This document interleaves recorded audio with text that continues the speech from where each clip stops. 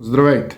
Едно интервю на лекар, на което случайно попаднах в социалните медии, предизвиква тази моя реакция. То е излъчено по национална медия и преповтаряно от други онлайн медии. Хората го гледат, слушат и щом някой се титулува доктор, често го приемат безкритично и без съмнение. Ще прочета дословно и вие ще го виждате на екрана. Ето сега. Съветите на един лекар в сезона на вирусите. След като казва при какви условия се разпространяват вирусните заболявания, следва гвоздея на програмата. Прочитам. Ето го текста отдолу.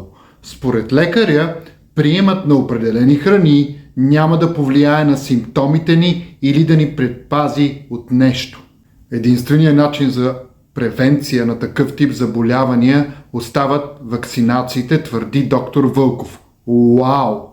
Нямаше как да остана безразличен, защото трябва да се реагира на такива твърдения и да се чуват други гласове. Хора, които водят нормален начин на живот, без да разчитат на боцкане с ваксини 3-4 пъти в годината.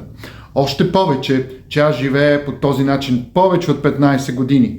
Балансирано хранене, спорт, подпомагане на организма с природосъобразни продукти изцяло от природата, които са научно доказани с ползите си от хиляди години. Не съм използвал антибиотик повече от 10 години, не ми се е налагало да използвам лекарства за кашлица или за справяне с други симптоми при грип, настинка, вирусни или бактериални инфекции. Така, аз разбирам, че по основните медии са канени медицински лица, които имат силен финансово-фармацевтичен гръб. Но има граници, които ако се минат и не се реагира, това става опасно, защото хората са водени в посока да взимат лесни решения, които някой си лекар квалифицира като единствения начин. Това е подвеждащо и бих казал престъпно, защото тези начини могат да имат много необратими здравословни последствия върху човека и се измества смисъла на естествените функции на нашия организъм, неговите жизнени системи, имунитет и така нататък. Такъв тип внушения са подвеждащи и правят хората да се държат безотговорно към собственото си здраве и да не разчитат на грижата за себе си чрез храненето, природните полезни продукти, добавките, превенцията, а да разчитат преди всичко на лекарства и ваксини. Това е скандално. Как може индиректно някой да прави твърдения, че нашата имунна система, нашите жизнени системи са неспособни да се справят с преодолеването на всички тези вирусни инфекции, ако не сме вакцинирани?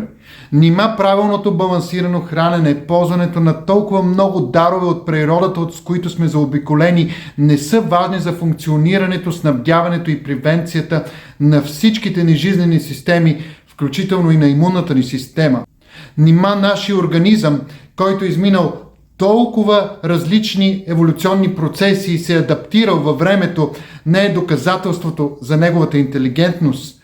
Нима нашата имунна система се е нуждаела от външна намеса, за да преодолее всички тези предизвикателства хиляди години назад? И причината да сме оцелели като вид не е ли в контекста на това как сме устроени и че основната енергия и функции на организма е пряко основополагащо свързано с храната и с свойствата на храните да набавят всичко нужно, за да водим нормален живот? Храната е това, което се трансформира чрез множество физиологични процеси в живот за един човек. Да, не отричам, че е плащано в някакви периоди от време с голяма цена на човешки животи. И няма спор, че науката е допринесла с това да защити човешкия живот и да го удължи.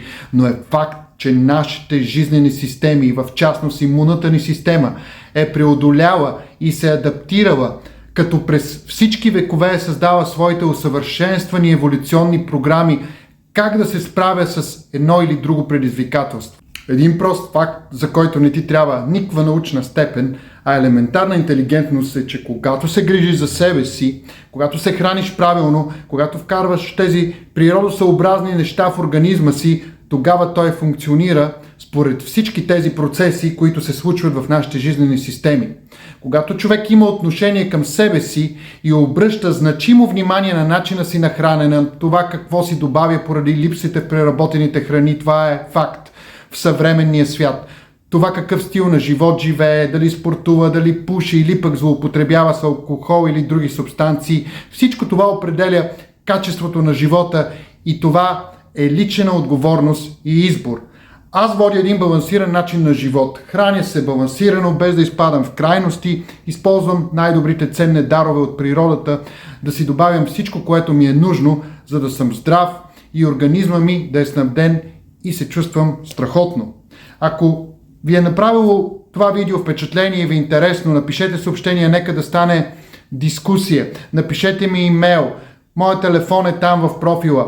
Свържете се с мен, може да поговорим, да ви дам повече информация как аз живея здравословно, какво използвам и защо вярвам, че най-добре човек да се грижи за себе си по природосъобразен начин. Чао и до скоро!